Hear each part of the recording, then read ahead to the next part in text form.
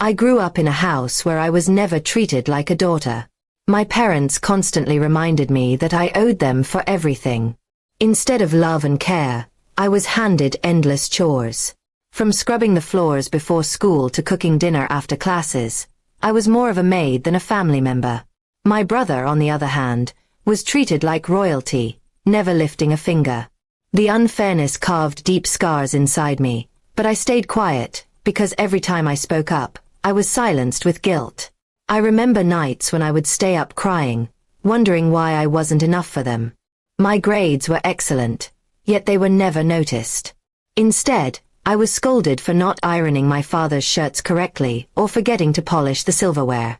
When relatives visited, my parents would hide my struggles and parade my brother's minor achievements.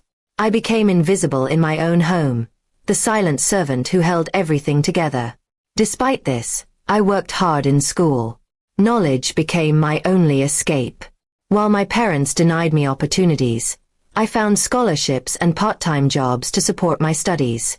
It wasn't easy, but I carried an iron will. I promised myself that one day, I would walk out of that house and never return as their servant. I would return as someone they could no longer belittle. Years passed, and I kept my promise. After graduating top of my class, I earned an internship at a leading company. My dedication and sharp thinking caught the eye of the executives. Soon, I rose through the ranks. I worked days and nights, while my parents still mocked me at home, saying I'd never achieve anything. They had no idea that the world outside had already started recognizing my worth. One day, the company's CEO called me into his office. He admired my strategies and offered me a leadership role in a new project. That project turned into a breakthrough success. Within a year, I wasn't just an employee anymore. I was on the board of directors. My name carried weight in rooms my parents could never dream of entering. Yet, at home, I still served meals while my brother scrolled on his phone. Things changed dramatically the day my parents invited the CEO for dinner. They wanted to impress him, hoping he would help my brother get a job. They dressed the house beautifully, ordered me to prepare a feast, and reminded me not to embarrass them. I stayed quiet, hiding a knowing smile, because they had no idea of the truth. When the CEO arrived, my parents fawned over him. They introduced themselves proudly, calling me over to serve the food like a maid.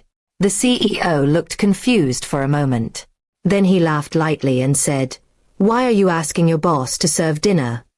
My parents froze, their smiles faltering, as his words echoed across the room. "Boss," my father stuttered, glancing at me as though he had misheard. The CEO nodded, turning to me with genuine respect.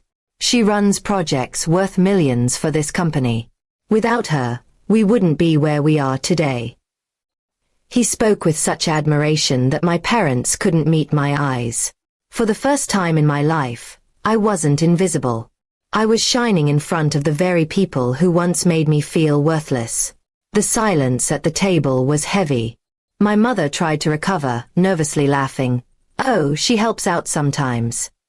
But the CEO shook his head. "No, she leads. She's one of the sharpest leaders I've seen." His words weren't just a compliment. They were the truth that shattered years of lies my parents had fed themselves. Dinner ended with my parents barely speaking. They had invited the CEO to brag, but instead, they were forced to see their daughter in a new light. I didn't gloat or rub it in. I didn't need to. Their stunned faces were enough. My silence was more powerful than any words I could have spoken. That night, when the guests left, my father didn't demand I clean up. My mother didn't order me to wash the dishes. For the first time, they looked at me with something that almost resembled respect. But it was too late. The scars they left on me were deep, and no amount of respect now could erase them. I moved out soon after, into a place I could call my own. I stopped being their maid, not because they changed, but because I chose myself. My career flourished, and the world recognized me for what I was capable of.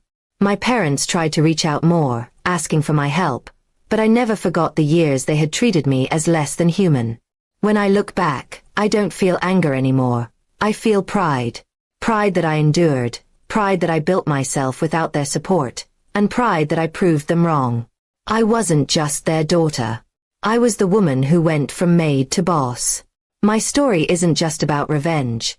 It's about rising despite the odds. My parents may never fully understand the pain they caused, but now, I live free. I'm no longer the girl scrubbing floors. I'm the woman building empires. And every time I walk into my office, every time my employees call me boss, I smile. Because I know I earned it, not in spite of my parents, but because I refuse to let their cruelty define me.